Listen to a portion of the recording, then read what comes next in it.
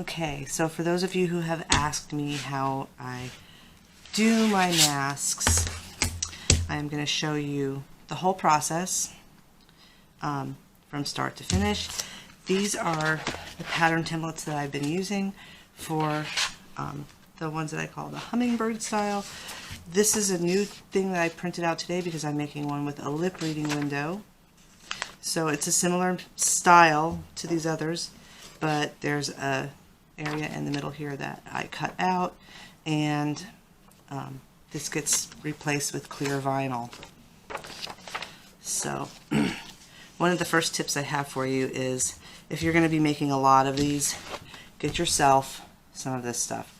This is just plastic kitchen cutting mats that you can buy on Amazon, and I just trace the pattern onto them, cut them out, and I use these as the templates. Another handy tool, this, a rotary cutter. You definitely want one of these. This will make your life so much easier. You will, if you've never used one, you will thank me. You'll need a cutting mat. This is a self-healing cutting mat. You will need a clear acrylic quilting ruler for cutting around the edges of things. Another really handy tool are these cool little things. They are called sew tights, and what they are is very strong rare earth magnets that are embedded in this front piece and a little piece of metal that fits them. And what I use them for is to hold the template onto the fabric. So you see there's the part on the back, there's the part on the front. It makes doing this way easier. So it holds tight onto the thing, keeps the template in place while I cut around it using the ruler. So I'm going to cut some masks, and you all can watch while I do that. It's really dreadfully boring.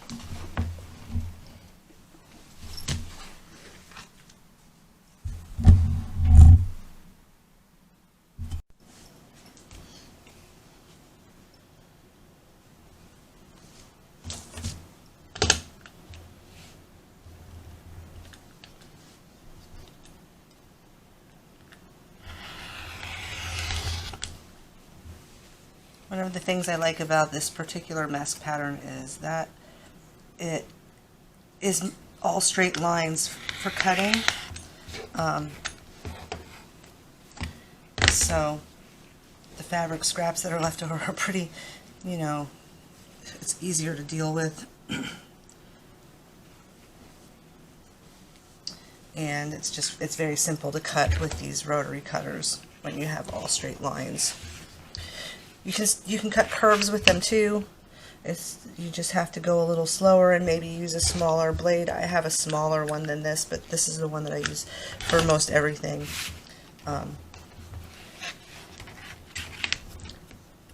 You can buy them at any craft store. You can order them online. I ordered, I bought this years ago and just ordered universal rotary cutter blades for refills. Helps to have a nice sharp blade. If you're using one and you start having spots in the fabric that aren't cutting, then you need to replace the blade. But these masks, it's easy to maximize the number of masks you can get out of your fabric because you don't have any weird angles or curves, and you just can cut them. There's 2 Black Panther masks cut out now. So I still have a long list of things to cut, and so I'm just going to keep cutting.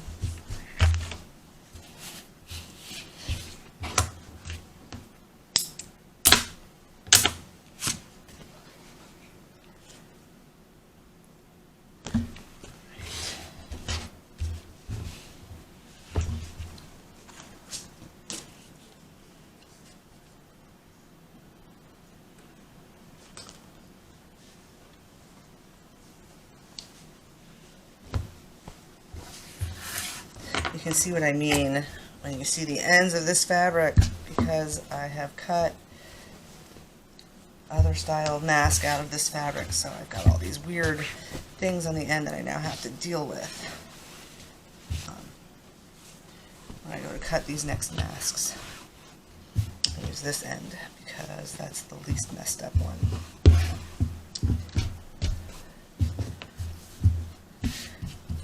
This bit I'm just going to cut off and save to do something else with, just because it'll be easier than trying to piece together out of this. I'd just rather have it all nice and neat and even so I can cut them.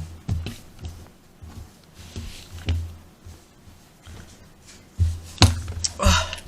Having a proper place to work, like a workshop, would be really nice too, but you know, all of us who are making masks, a lot of us were just, you know, we're making hundreds and hundreds of masks in really less than easy and ideal circumstances because we're, you know, we aren't really set up to run a home business, you know, in a little apartment, but that's what we're doing because people need them so badly. So, thank your mask makers for disrupting their lives and homes and having their kitchen tables taken up with stuff, and just in general the chaos that ensues when you start making hundreds of masks for people in your living room.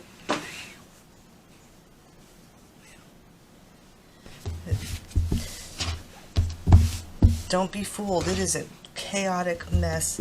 I love this fabric. This is so cute. So I should be able to get 4, yep, just like that. Let me get my magnets. I just kind of like toss the magnet bottom under there, drop this on top, arrange my pattern, and do the same thing over here. And now I'm going to cut 4 of these out at once.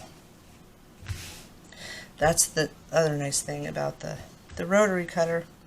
You can cut multiple layers of fabric with a nice sharp blade. So this is going to go through 4, and I'll have 4 cut, just like that. There we go. Nice clean edge instead of this.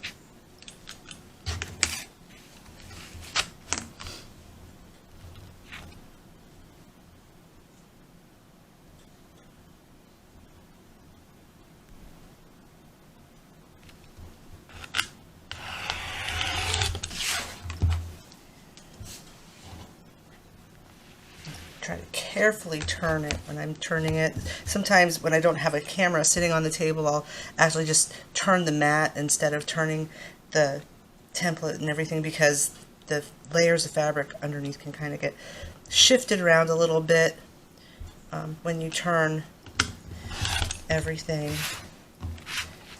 But since we have the camera on the table today, I'm just going to turn the thing like that and just be careful that it's all lined up.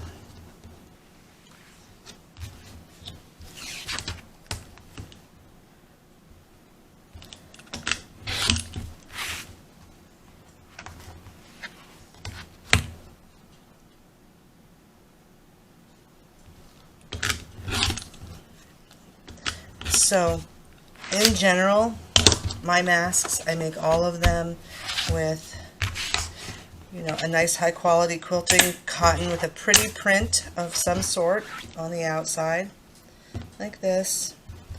And then I line the inside with an unbleached cotton muslin. For some people, I do put in a layer of fusible interfacing in between. It's very lightweight and breathable. I only use featherweight, and it is like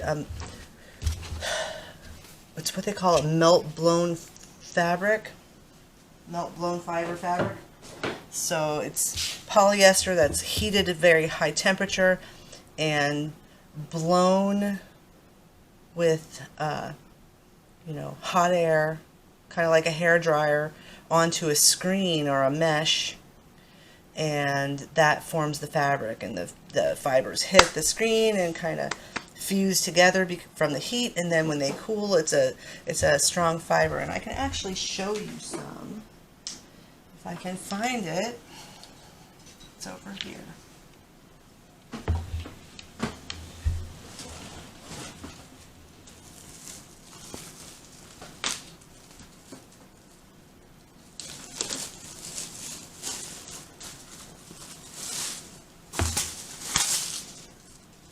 So this is what it looks like.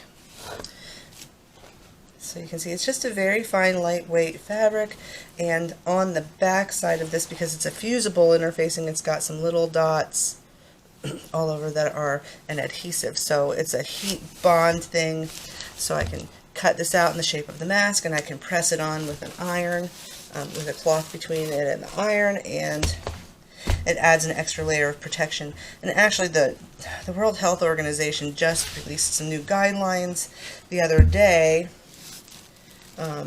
saying that the best masks to use ideally would have some sort of non-woven or some polyester fiber content in the layers, because of they have some hydrophilic properties that will repel moisture and also kind of repel virus particles.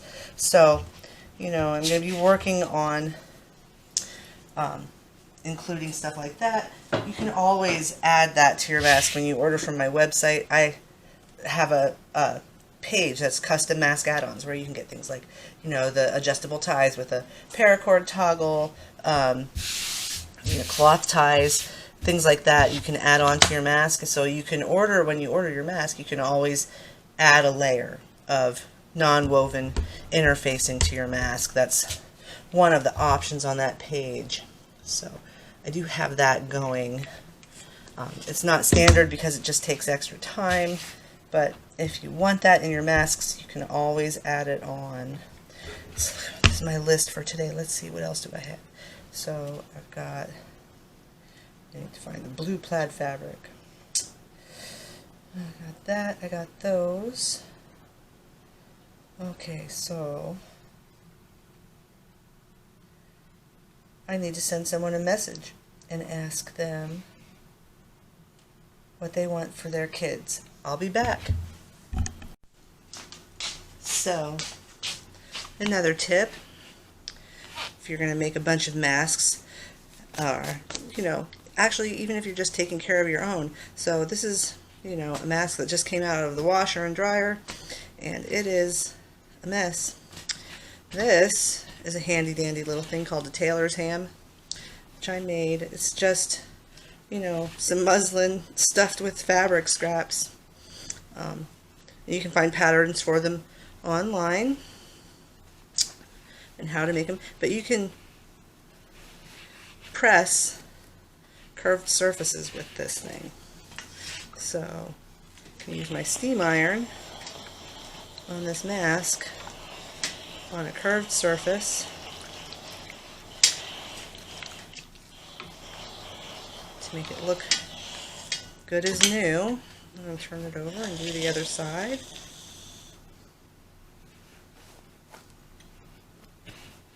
Oops, just got lint on it from the dryer. I'll just hit it with a lint roller too. The black fabric just does that. It picks up every little bit of white fuzz that is anywhere. But you can see, there we go. That is that mask pressed. Looks pretty good. You do the same with my other roommate's Avengers mask. Just put it on the end of the tailor's ham. I guess they call it that because it's kind of shaped like a ham, and you can make a tailor's sausage, which you can put inside sleeves to do the same thing. So, and these are essential tools when you're sewing clothes. You want to have these things. Oh, and you remember when I was telling you about treating your mask when you're making them, treating your fabric, you know, like you're going to sew a garment with it. And here is why. Because if you see this mask, I did not wash the lining fabric before I made this. And so the lining fabric shrank up and the front fabric had been washed. And so now the front fabric is bigger than the lining fabric, and so we get some wrinkles. And it's not quite the same, but you know, it still looks okay. And this is the, the node ties with the paracord toggle that goes through the washer dryer just fine. So there's that. Little tricks. Next tip is your lining fabric. So this is just some white cotton muslin. This is what I'm going to be using to line these masks. I washed this, and actually instead of sewing the edges like I normally do, I used my pinking shears to pink the edges, and you can see how it has still, you know, it hasn't raveled much, but it has had some unraveling. And so I'm going to have to trim this stuff off before I can press it, just because it kind of pulls the fabric. So, pinking shears. If you don't want to zigzag the edges before you wash it, you can cut it with pinking shears. If you're not sure what pinking shears are, these are pinking shears. Pinking shears have little alligator teeth-like serrations, and they just kind of cut the edge of the fabric, you know, with a zigzag edge. And apparently, I wasn't sure why this worked, but when I looked it up, it made sense, because what it does is it's actually cutting the fabric on the bias. And so the fabric doesn't ravel as much as it would if it's cut cross grain. Cross grain means, you know, you have your warp fibers, which are the parts that are wound onto the loom, which go, you know, that direction, and then the weft fibers are the ones that are from selvage to selvage. Your warp fibers are always going to be stronger this way, and more stretchy this way, less stretchy this way, and stretchier on the bias than either of those two directions. But if you cut it on the bias, it doesn't ravel. So what I'm going to do here with this lining fabric is I am going to starch it. You know, I'm ironing I'm ironing the fabric before I cut it and sew it. Generally muslin, when it comes out of the dryer, it's just too floppy, and it's easier to sew with fabrics that are crisp and have some body, especially for masks. So basically, I'm just going to lightly spray it with this starch, and I'm going to put some water in my iron. I'm going to use my steam iron on it, and it will make this muslin really nice to work with for cutting and sewing on the masks. Most of the printed fabrics you don't need to do this with, like your front fabrics. You don't need to starch them, because the dyes and stuff in the fabric kind of, they have a little more body to them than these undyed fabrics. So if you're working with solid colors, you may want to starch them too when you do this, but definitely with these undyed fabrics. So and you can see the difference, like how much nicer that looks. It'd be so much nicer to sew with than with it straight out of the dryer. Also, when you're washing your fabrics for pre-washing, before you sew with them, do not use fabric softener on them. And if your laundry detergent includes fabric softener, you know, if you're using pods, I would say get some plain detergent that you're just going to use just for washing your fabric. And don't use any softener on your fabric when you're sewing with it. You will regret it if you do, because it just makes the fabric that much harder to work with. So I'm going to finish ironing this, and then I'm going to cut the linings out, and then we're going to go to the sewing machine.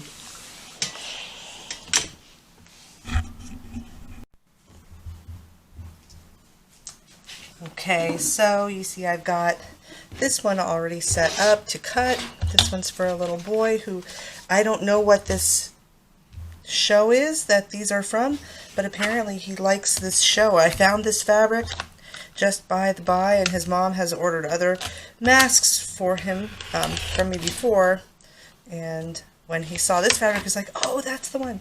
So there it is. It's really cute. It's like a little bunny, a little fat bunny and a little chicken and butterflies in there. It's very cute. So I'm just going to cut this one out for him, and then I'm going to cut a bunch of others. Maybe I can give you all some inspiration while you're watching this. You know, if you're not very good at sewing, or you haven't really sewn very much in your life, just keep practicing, you know. And one of the most important things that you need to remember is that, you know, we've all gotten very used to things being really quick and easy, and just being done just like that, you know, in no time these days. And you can order stuff and have it delivered the next day, and you know, we just kind of have forgotten that there are some things that just take time. And if you want to make a good quality item, you know, you can sew it yourself, and it'll be way nicer than the fast fashion stuff that you can find out there. And you know, you'll also learn patience at the same time. You know, if you try to rush through the process of doing stuff when you're trying to sew things, or, you know, when you're trying to knit or crochet too, because I do those as well, you cannot, there are some things you just cannot rush, not if you want to have a good quality item. And the item that you will end up with will be nicer than anything you could buy anyways, you know, from a store or from a factory. So you see how I just kind of, you know, when I'm doing this side, I could turn the template around and put it on top of the template, but it slips around, and this is just as easy. I just kind of line it up so it's really close, and I cut in between the fabric and the template, so it's pretty close. And so there you see I can just like pop those off, and there is that one for that mask. I have to cut a number of other ones. I'll save these scraps for other things. I think I'm going to make a big quilt out of all of the leftovers. So this is going to be for the sister of the child that the little blue bunny and chick mask is for. She wanted skeleton animals. These are really cute. So I'm going to cut kid-size mask out of this as well.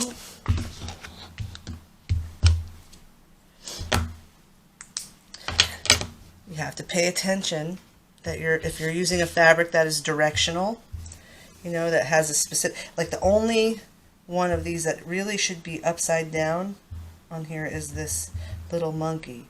All the rest of them should be facing upwards.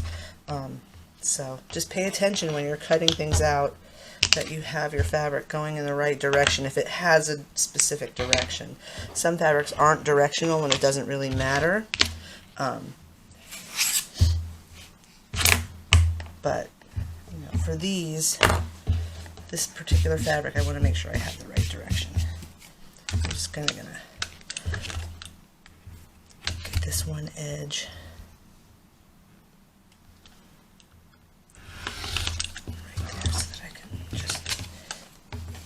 Basic shape out first. I can finish cutting this.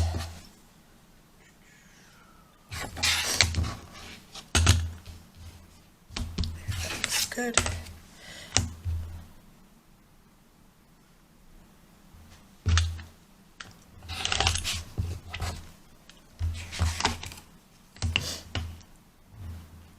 So you kind of get the idea. Just take our time. We cut this as precisely as possible. This does save time over scissors, and it also gives you a much nicer, straighter line. I learned to do this when I was doing quilting work.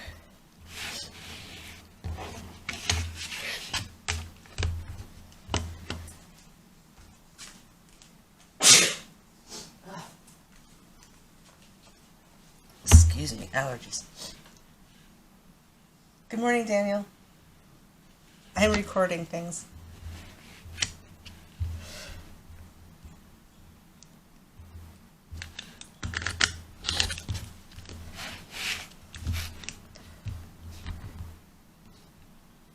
Here you can see I've like trimmed off the edge of this template more than once doing it this way, which is another reason to probably do it from the other direction and just trim in between the ruler and the template instead. But you know, apparently I don't learn fast. And someday my template will be much smaller than it is now, and I'll wonder why. What happened? These used to be bigger.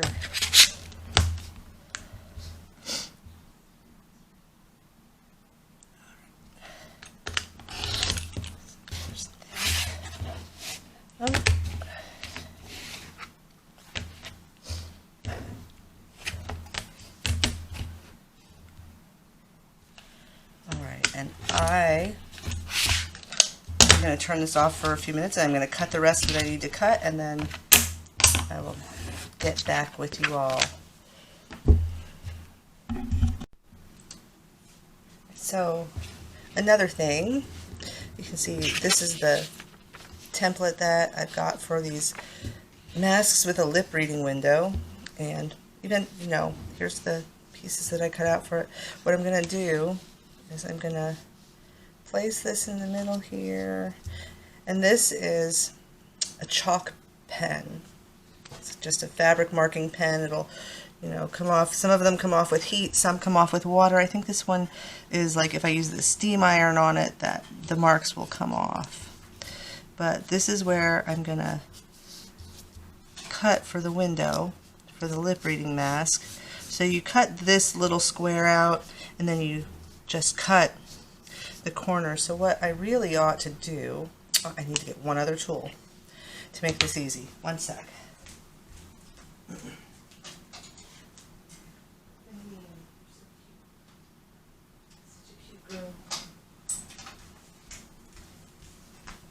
My handy dandy awl. I'm just going to put a mark in each corner where the slash will go to, and I'll use this to poke a hole in the pattern, and then just put a dot of ink at each spot.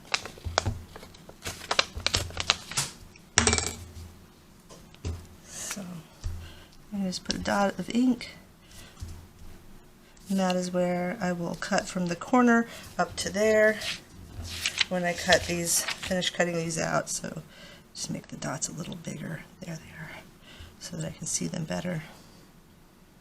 There's the other one, and there's the other one. So that's that.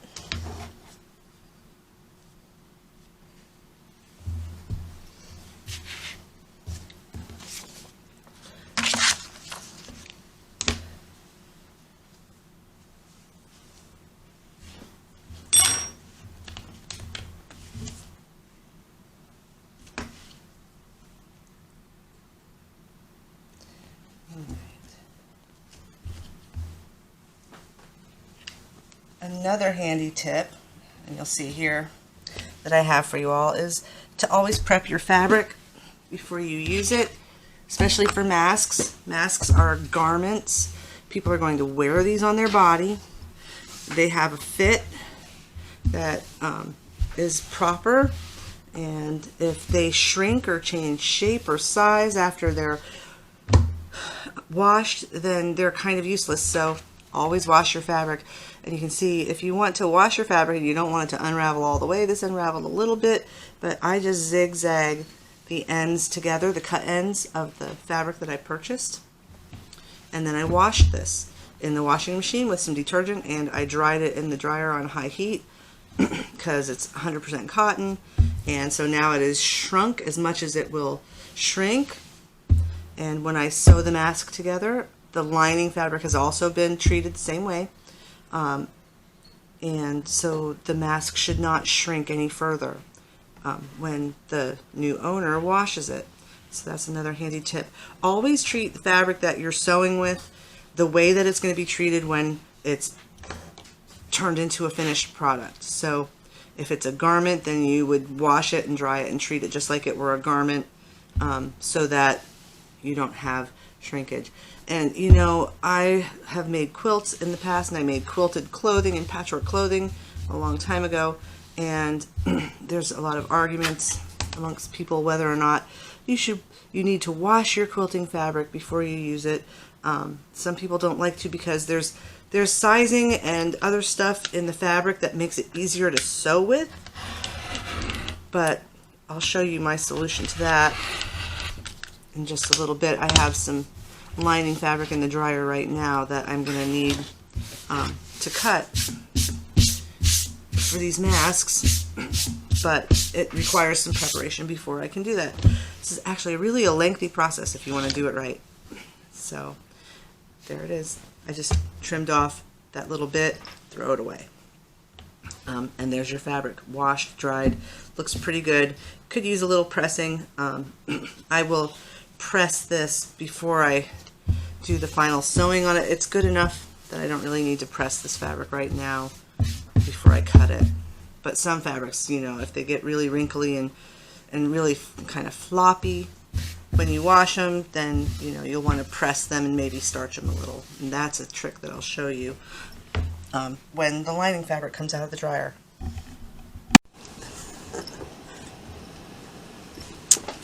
Alright, so what we have is our printed fabric and our white lining fabric, and we put the right side of the printed fabric together with the liner, and what we're going to do is we're going to stitch around the outside, and I do this with about a 1/4 inch seam allowance, which is just basically like right at the edge of my presser foot. So we're going to stitch all the way around and leave about 2 inches to turn the mask. So drop my needle in first. If you're lucky enough to have a machine that you have an automatic button that you can push to drop your needle, that's always a good way to start. Mine also will lock at the beginning and end with the push of a button, which is really nice. This is probably the nicest sewing machine I've ever had. Not probably, this is definitely the nicest sewing machine I've ever had. So we're just stitching around the outside. Come to a corner, you lift up your presser foot and you turn it 45 degrees.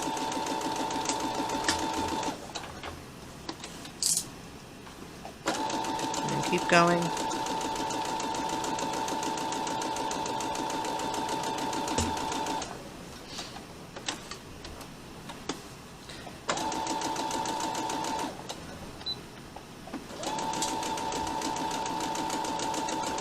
I'm using a fairly tight stitch, 2mm.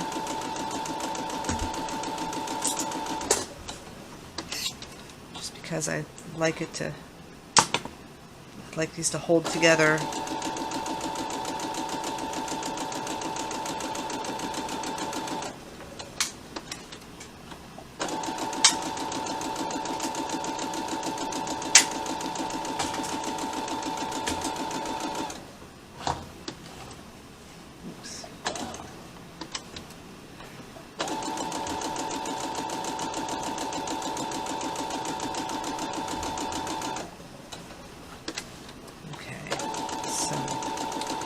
There we are, right there. I'm going to stop and I'm going to back stitch. So there it goes, doing its automatic lock, which is very nice. Trim. So here's another tip. Trim your threads as you go. Don't leave a bunch of threads hanging You'll regret it if you do. Always trim as you go. You know, loose threads tend to get tangled up in needles. They make big blobs underneath your sewing. And also you just don't want to have to go back later and trim them. Okay, so the next thing that I'm going to do is I'm going to trim the corners of these. And I want to go get my other scissors. I'll be right back.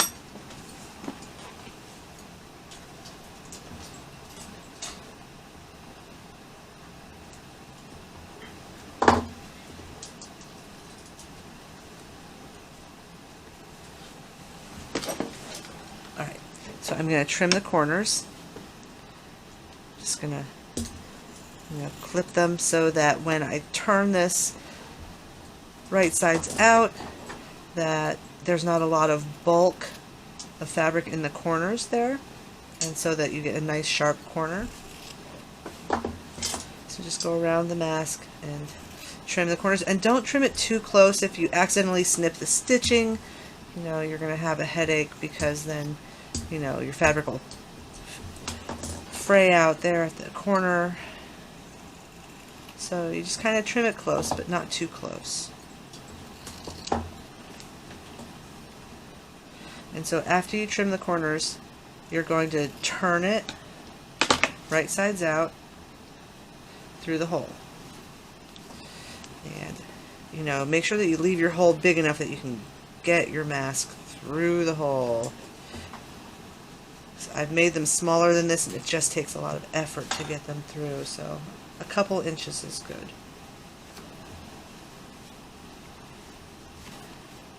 Just turn, and then I'm going to use my really highly technical sewing tool, chopstick. This is a metal chopstick. I prefer the metal ones because the wood ones just kind of give me the willies for some reason. I don't know. I can't do it. The big square wood ones. So anyways, you use the chopstick to poke out the corners a little bit so that they stand up nice and they come out crisp.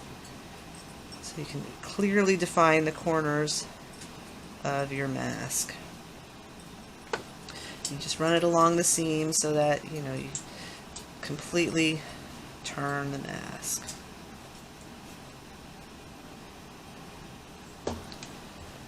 So there it is.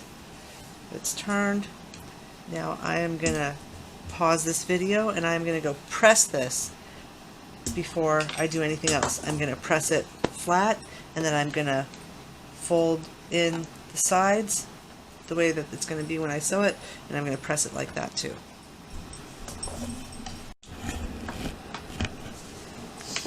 Alright, so I'm back, and you can see that I have pressed the mask again.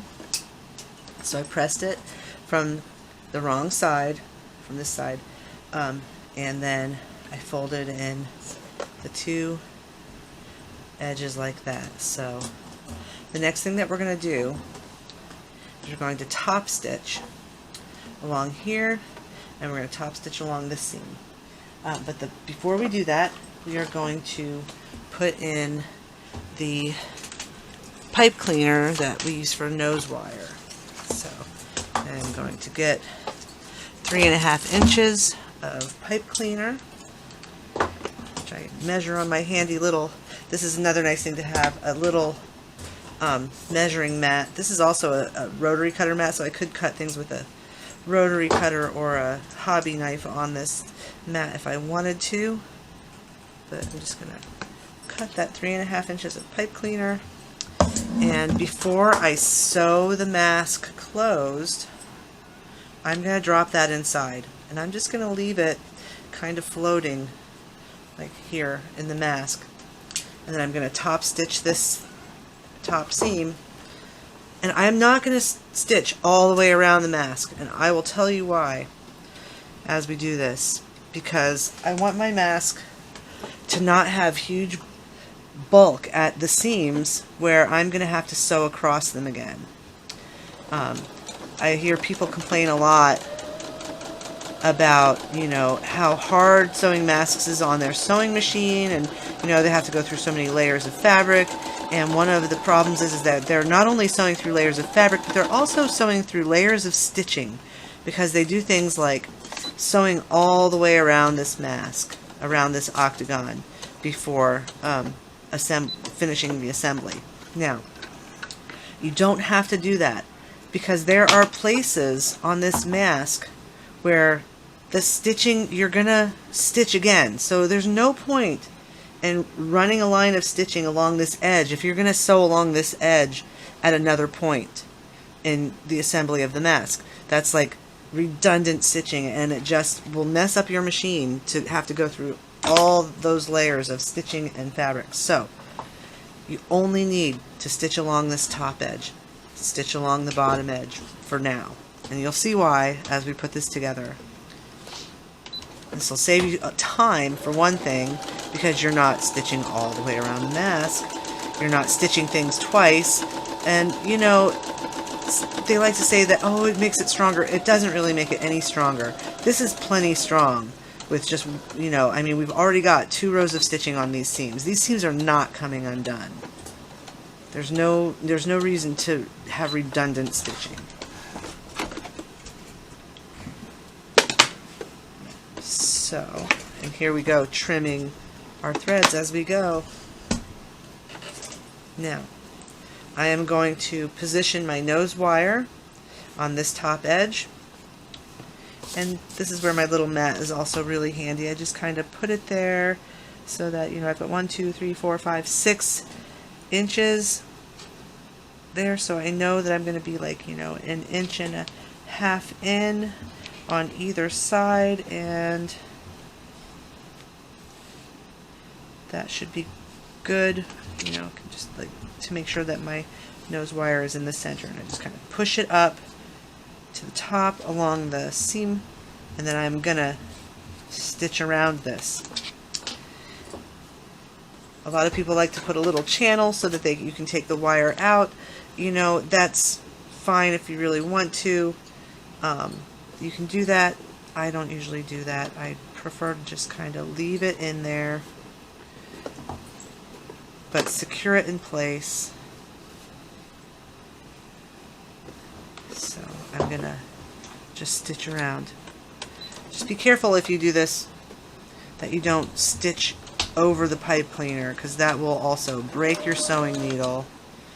And right now, you know, the store down the street from us here, the quilting shop, they're out of sewing needles. So you'd have to order them online, and it might not be quick to get new.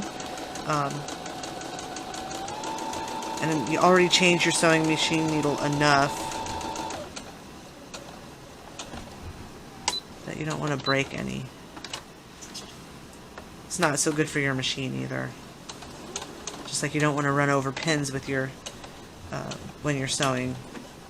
Which I will admit, in the past, when I had an old Singer and my old brother, I used to do this, but you know, as expensive as the new machines are and as nice as they are, I would like to prevent any harm coming to it. So don't run over pins or pipe cleaners. Okay, so now you see we have a nice little nose wire channel. Next thing, we're going to fold this flap down. We are going to top stitch along this seam. And actually, I'm going to do it from this side, and I'm going to tell you why. Because if you're sewing it from the other side where this is going to catch on your presser foot as it's feeding through, and it's going to stop your feed dogs from being able to push it through, and you'll end up with a ball of thread there. So I'm just going to put it here, and I don't do it right all the way to the edge. I do it a little ways in because I want that edge to fold, and the stitching just makes that stiffer and makes it harder to fold. So you'll see when we get there. This is another one of those things where we don't need redundant stitching. So I'm just going to top stitch along the very edge, and I mean, this is like a 1/16 to an 1/8 of an inch, somewhere in there. Some people might not feel comfortable trying to do this. You don't have to do this step. I like to do this step because I think it gives the mask more shape. It helps it maintain its shape better. through the wash and stuff, so I top stitch. And you can just go really slow until you feel comfortable top stitching on such a small seam. And really, it's just practice. Practice makes perfect. You get muscle memory from doing this so many times. So there you see we've got that nice little thing, and it's, you can see the seam on the inside, and it just has like a little bit that sticks out, so it's like a pin tuck. You know, it's like doing a pin tuck there. And we're going to do the same thing along this side too. So we're just going to fold that edge over, and we're going to do the same thing after I trim my threads.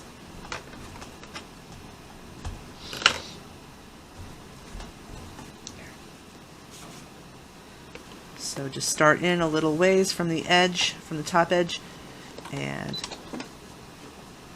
just top stitch down this seam. Well, top stitch down this edge, and you're making a seam. There's no seam there yet. It's just a fold. It's just like we're making a little pin tuck line across the front of the mask.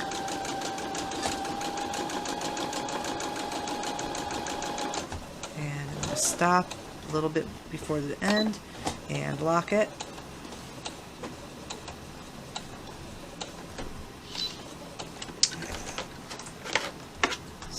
So there we have nose wire in, top stitched here, top stitched here, top stitch this edge, and top stitch this edge.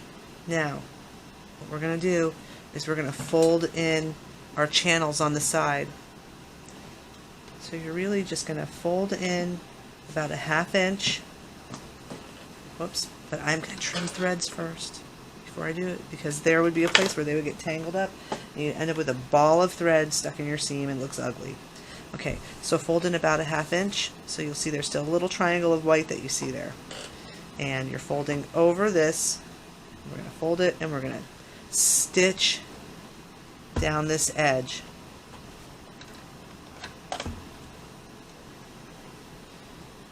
And this is a place where you might want to have, my awl is in the other room, that's what I would usually use, but I'm just going to use the tip of my scissors, and I'm just going to, I'm going to put my needle in, and then I'm just going to kind of help the fabric move across these feed dogs, because sometimes it'll get stuck at the beginning of these things. So I'm just going to put this here, and I'm just going to kind of push and guide a little bit on this side to help the feed dogs move this fabric through. Because starting a thick thing like that is sometimes difficult.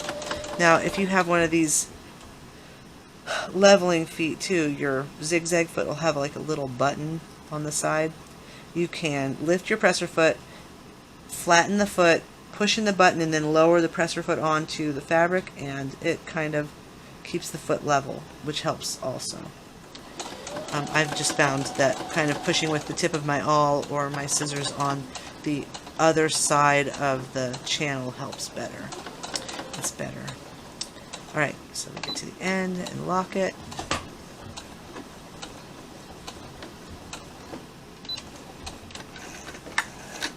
And trim my threads so that it all looks nice and tidy. I feel like since people pay me for these, I try to do a really good job and make it as clean and professional looking as possible, and that means, taking extra care to make sure that threads are trimmed and seams are nice and straight. And you see, I'm not like racing through this. I'm taking my time and being patient so that I can do a good job. So there you see, that's the first channel. That's where, we'll thread our elastic or tie or whatever it is that we're going to use as the, for this mask. Will get threaded through that channel. Now we're going to do the same thing on the other end.